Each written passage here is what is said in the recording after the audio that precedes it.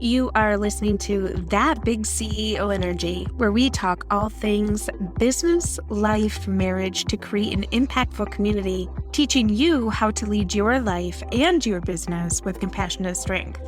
It can be scary stepping out from the barriers we still carry while we were once employees and change the narrative to take charge of your business and team. This podcast is a place for you to come to learn to do just that. From personal experiences, interviewing new friends, I hope that you will tune in to listen all that living that big CEO energy can offer you and your business. I'm your host, Callie, entrepreneur and fractional COO. Let's jump in. In this episode, we are talking all about hustle culture and why it is so toxic. First, I want to talk a little bit about what the hustle culture is. And it really comes down to it's the state of overworking to the point where it becomes literally your lifestyle. The word hustle stands for energetic action. So when did a word so innocent become a harmful culture and lifestyle?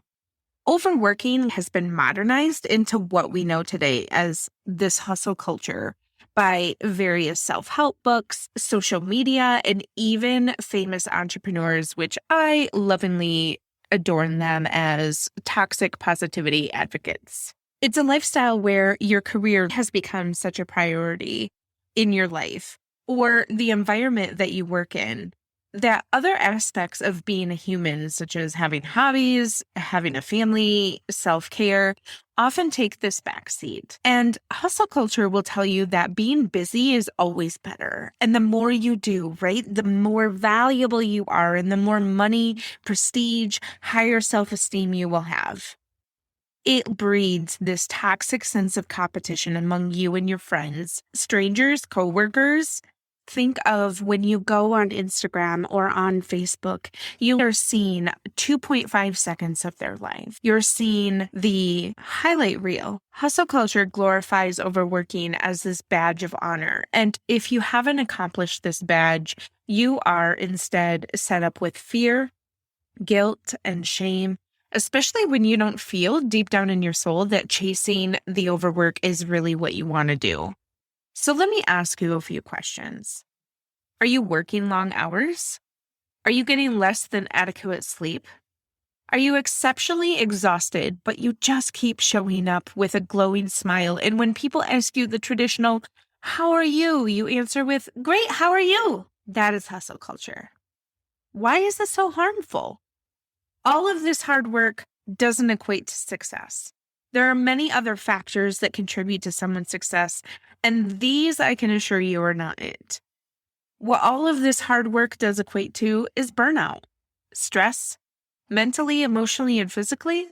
Hustle culture encourages you to create an imbalance in your life. It encourages you to prioritize quantity over quality of the work until you forget what it was you were actually chasing.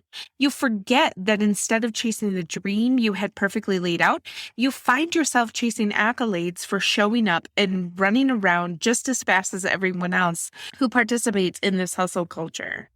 Newsflash. No matter how hard you're working in this case, you'll never be able to reach the point of overwhelming success.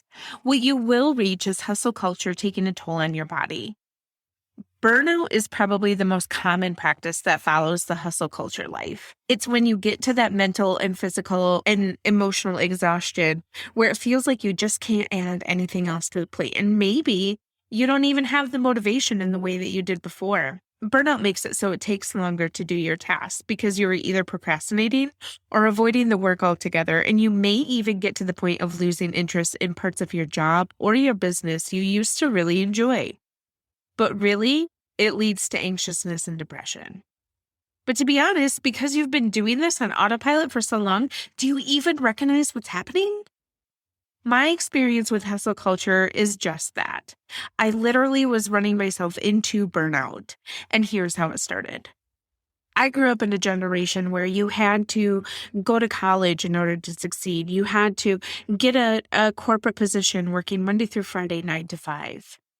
And what I found was instead of it creating me to be a dreamer and really wanting to have personal success, I started chasing someone else's success. I started working in the corporate environment and chasing the corporate ladder. And I just thought that if I got to the next promotion, if I got to the next point of growth, then maybe people would recognize me for what I am: smart, articulate, loving. And what I didn't realize is that only mattered to me. That didn't matter to anyone else. It didn't matter if I wanted to be at the top of the ladder. Nobody was noticing that. Nobody was coming to save me, and nobody was ultimately telling me, look, you're doing a great job, because even they didn't see it. So when we talk about my experience, I was chasing the ladder, and what I found was I was so unhappy. I was unhappy because I got to the point where I didn't even know what I wanted to be. I didn't even know if this was the plan anymore. And I started second guessing literally everything I was doing in the corporate environment. So what do we do about this hustle culture? We recognize that it's a problem, right? And we identify the broken areas, but what are we doing? What are we doing in our daily lives that make it so we are breaking this vicious cycle? And I think the first step to rejecting this hustle culture is to realize what it is that you are doing for your well-being. Taking a step back and looking at your life from a 500-foot view and documenting everything that you possibly can in order to help you realize that what you are doing by contributing to this hustle culture is setting yourself up for failure. It's setting yourself up for failure because you are trying to be someone else. You're trying to be what society thinks that you need to be. And instead of being what you want to design your life to be. And second is to learn how to set boundaries. No matter what, it will feel like there is always one more email or another message to respond to. And guess what? More emails and messages will start to appear, and it doesn't end. However, you can decide when to stop working by setting work hours. It will be difficult, trust me, because I still have this issue. But doing it cold turkey honestly is setting yourself up for failure. So slowly implementing your work hours and maybe letting your colleagues or clients know, hey, these are my work hours. Please don't bother me. Of course, there's much better ways of letting them know, but setting these boundaries also means keeping track of your energy levels. Reflect on how you felt mentally, physically, and emotionally.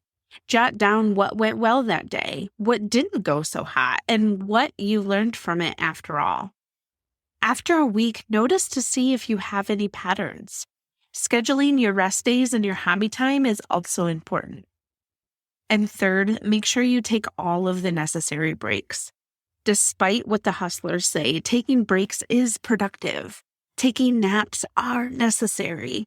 It recharges your mind and it gives you the room for your brain to decompress and open up the areas for creativity, open up the areas to find yourself.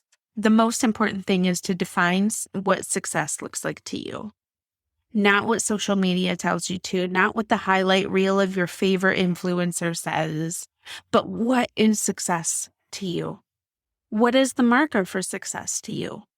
Because success is a very personal journey. It is not something that should be measured by a ceiling. It is not something that should be measured by what you put out on social media, and it certainly shouldn't be measured by your bank account. Success is that inherent feeling that you know that you feel good about your life. Finally, stop glorifying the hustle culture. Do not give in to what hustle culture says and says, oh my goodness, look at you. You're doing so much. I just don't know how you do it all. Guess what? They don't. And they surely don't know how they make it through the days either. So can we please stop preaching that to them? Friends, getting rid of hustle culture is something I so deeply believe in because it removes all of that big CEO energy that you could have on that special project, on that special time, on doing your business work. When we are so wrapped into the hustle culture, we have the blinders on and we cannot use our energy for anything else other than chasing accolades from our peers, from social media, and from the people around us. But instead, if we reframe our energy and we focus on the big CEO energy that we want to have in our life, it only opens the door for opportunity to keep creating.